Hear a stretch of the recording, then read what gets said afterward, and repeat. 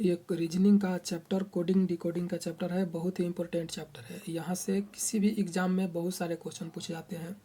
जैसे अभी वर्तमान में बिहार एसआई मेंस का एग्ज़ाम हुआ है, इसमें कोडिंग डिकोडिंग के ही सबसे ज़्यादा क्वेश्चन पूछे गए थे। 20 रीजनिंग के ही सवाल पूछे गए थे और 5 मैथ का, जिसमें से 20 में से 12 से 13 जो सवाल पूछे गए थे केवल कोडिंग डिकोडिंग के पूछे गए थे।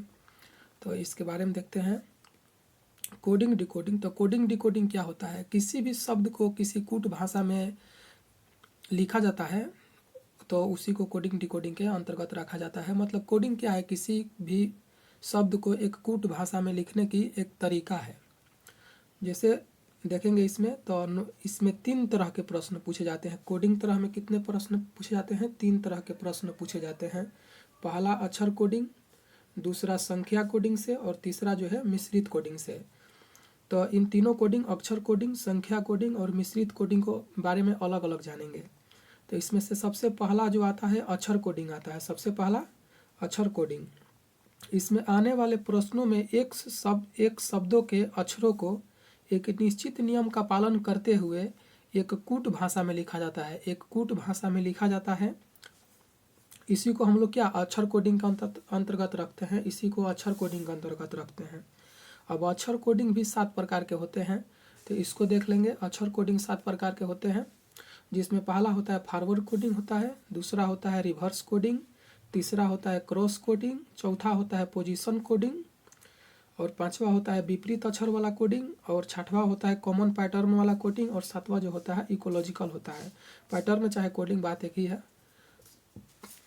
उसके बाद देखेंगे, देखिए इसमें जो और अक्षर कोडिंग के जो फॉरवर्ड पैटर्न होता है उसके बारे में देखिए। फॉरवर्ड पैटर्न में क्या होता है? इसमें कोई भी लॉजिकल पैटर्न बन सकता है। जो फॉरवर्ड पैटर्न पे जब क्वेश्चन आएंगे तो इसमें कोई भी प्रकार का क्वेश्चन डाला जा सकता है, लेकिन उसमें जो भी रहेगा एक फॉरवर्ड पैटर्न को फॉलो करते हुए रहेगा।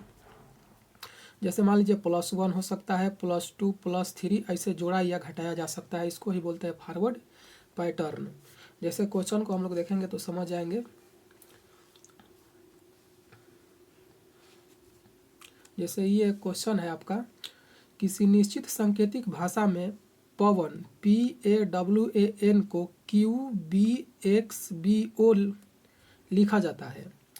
उसी सांकेतिक भाषा में JAMUN यानी कि जामुन को कैसे लिखा जाएगा?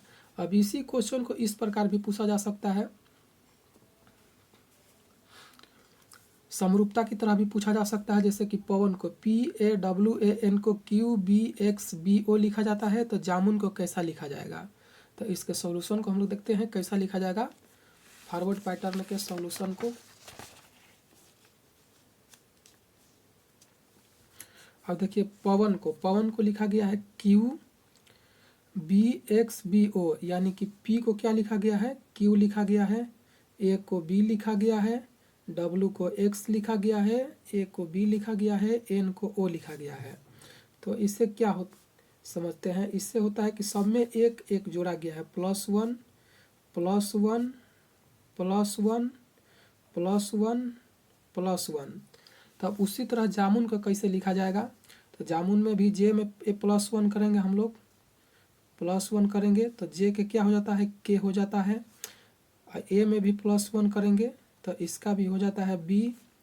M में +1 करेंगे तो इसका हो जाता है N। U में +1 करेंगे तो इसका हो जाता है V। N के +1 करेंगे तो इसका हो जाता है O, यानी कि इसका आंसर हो जाएगा KBNVO। ये हो जाएगा आंसर। और ऐसे ही सीक्वेंस में जो बढ़ते हैं इन्हें हम लोग कहते हैं फॉरवर्ड पैटर्न। इसे ही कहा जाता है फॉरवर्ड पैटर्न। ये फॉरवर्ड पैटर्न के क्वेश्चन हो गए। अगला टाइप देखेंगे।